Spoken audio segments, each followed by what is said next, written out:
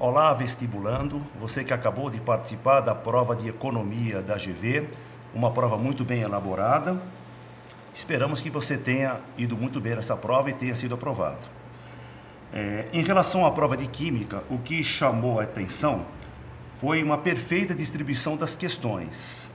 Das 15 questões da prova, 5 eram de química orgânica, 5 eram de físico-química e 5 eram de química inorgânica.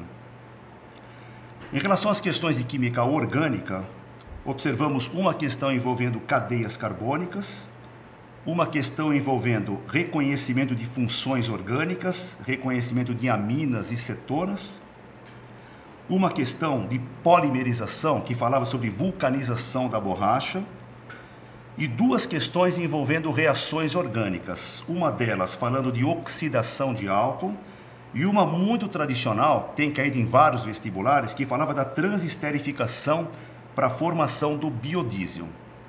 E depois a questão falava sobre a hidrólise desse biodiesel. O biodiesel é um éster.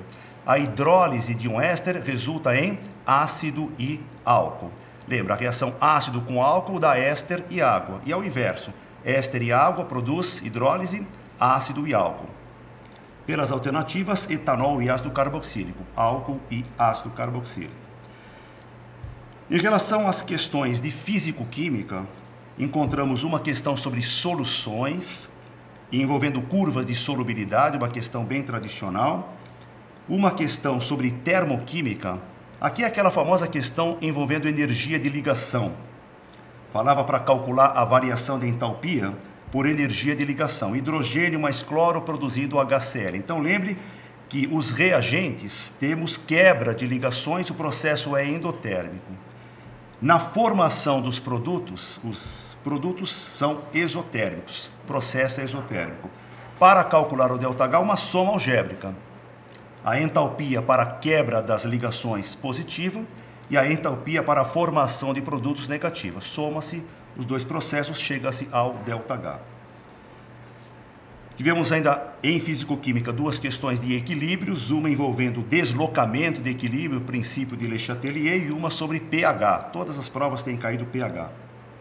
E ainda uma questão sobre radioatividade, compreendendo as 5 questões de físico-química. E mais 5 questões de química inorgânica, 2 delas falando sobre ligações químicas, uma delas sobre o assunto mais importante, MOL, teoria atômico-molecular, uma sobre estrutura atômica e uma sobre reações inorgânicas. 15 questões muito bem feitas, uma prova muito bem elaborada. Deve selecionar os melhores candidatos e a gente espera que você seja um deles. Convidamos a verificar a resolução completa da prova de Química no nosso site. Um abraço a todos.